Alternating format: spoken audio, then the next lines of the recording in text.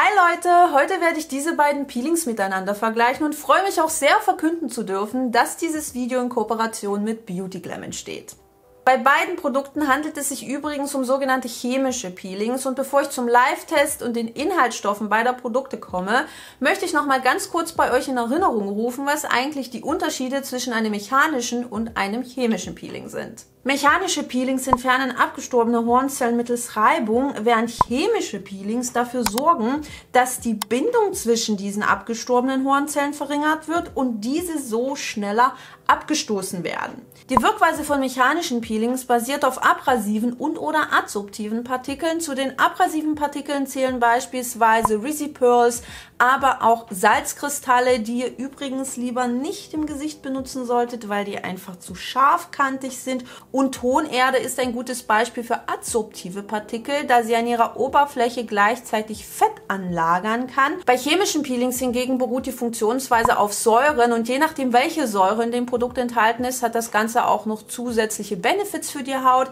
Ein sehr gutes Beispiel ist die Glykolsäure. Sie regt nicht nur die Kollagensynthese an, sondern ist auch feuchtigkeitsbindend und hilfreich bei Pigmentflecken. Jedoch sollte man mit hohen Konzentrationen so ein bisschen aufpassen, weil diese natürlich auch ein paar Nebenwirkungen mit sich bringen können, wie beispielsweise dieses typische Prickeln, Brennen und Stechen auf der Haut. Zwei Punkte, die ihr bei Peelings keinesfalls vernachlässigen solltet, ist natürlich die Häufigkeit der Anwendung und entsprechender UV-Schutz. Ihr solltet Peelings definitiv nicht zu oft benutzen, vor allem wenn ihr eine eher empfindliche Haut habt oder Hautprobleme in Richtung Rosacea oder Akne, denn das kann natürlich die Haut unnötig reizen und euer Problem verschlimmern. Dann solltet ihr selbstverständlich auf UV-Schutz in Form einer Sonnencreme achten, denn Peelings können durchaus die Hornschicht dünner machen, was natürlich den Eigenschutz der Haut minimal runtersetzt, auf den ihr euch sowieso nicht so hundertprozentig verlassen solltet. Deshalb ist es eben auch wichtig, egal welches Peeling ihr benutzt, eine Sonnencreme zu verwenden.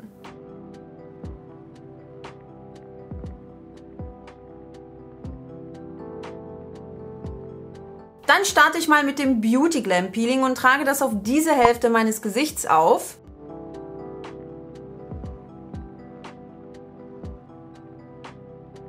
Meine Haut ist natürlich nicht angefeuchtet und diesen Hinweis findet man auch tatsächlich auf beiden Produkten, dass man die Peelings eben nicht auf angefeuchtete Haut auftragen soll.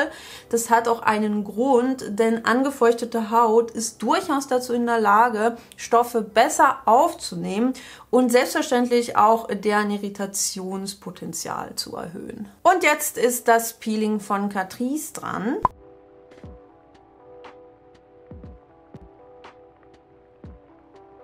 Hier muss ich mich auf jeden Fall etwas beeilen, weil ich schon meine Erfahrungen mit diesem Peeling gemacht habe.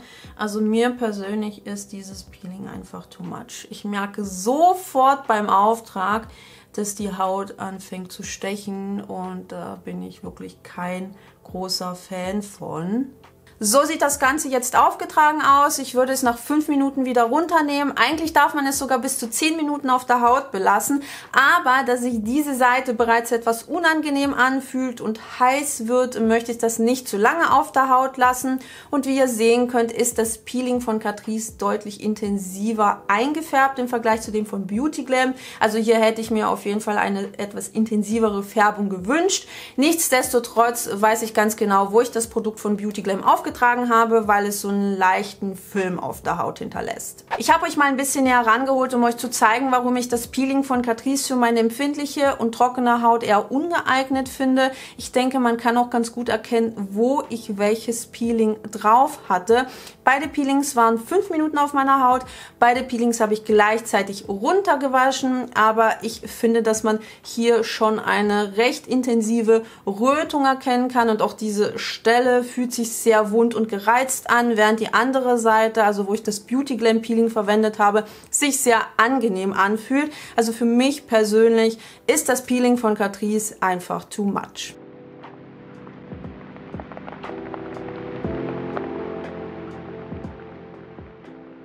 Das Peeling von Beauty Glam enthält 4% Glykolsäure, 1% Milchsäure, die hauptsächlich feuchtigkeitsbindend wirken wird, ähnlich wie das Pentylenglykol und das Betain, und auch noch 2% Salicylsäure, die eben auch für ölige Haut wunderbar geeignet ist, weil sie teigregulierend wirken kann.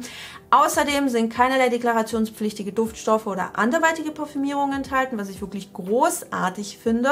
Und das Peeling ist mit einem Hibiskusextrakt eingefärbt, damit man eben auch weiß, wo man das Produkt bereits aufgetragen hat. Außerdem liegt der pH-Wert zwischen 3,5 und 3,9, was für die Säuren auf jeden Fall relativ vorteilhaft ist. Das Peeling von Catrice hingegen setzt hauptsächlich auf Milchsäure und generell ist es so, dass Milchsäure besser vertragen wird als Glykolsäure, weil sie eben auch ein hauteigener Bestandteil ist. Aber aufgrund der hohen Konzentration an Säuren, die hier bei über 20% liegt, würde ich das Peeling von Catrice jetzt nicht unbedingt als einsteigerfreundlich bezeichnen. Also wenn ihr gerade erst mit Skincare anfangt und Säuren ausprobieren möchtet, dann solltet ihr eventuell eher zu dem Peeling von Beauty Glam tendieren. Aber auch hier finde ich es großartig, dass Catrice komplett auf Beduftung verzichtet hat, denn das kann die Haut unnötig reizen und ihr bekommt noch zusätzlich feuchtigkeitsbindendes Panthenol sowie Natriumhyaluronat. Außerdem liegt der pH-Wert des Produkts bei ca. 3,6. Abschließend muss ich sagen, dass mir das Peeling von Beauty Glam mehr zugesagt hat. Ich habe auch beide Peelings 1- bis 2-mal die Woche verwendet und jeweils auf eine Gesichtshälfte aufgetragen, um einen guten Vergleich zu haben.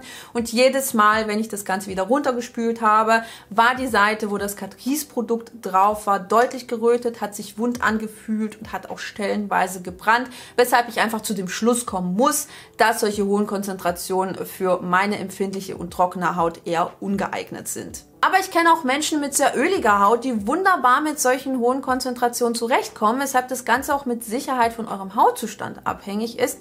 Jedoch würde ich Einsteigern und Einsteigerinnen eher dazu raten, mit solchen hohen Konzentrationen vorsichtig zu sein. Und das war's schon mit meinem kleinen Vergleich. Lasst mir gerne ein Däumchen nach oben da und schreibt einen Kommentar, ob ihr eines der Produkte kennt oder bereits getestet habt und welche Erfahrungen ihr damit gemacht habt. Und ansonsten sehen wir uns dann im nächsten Video.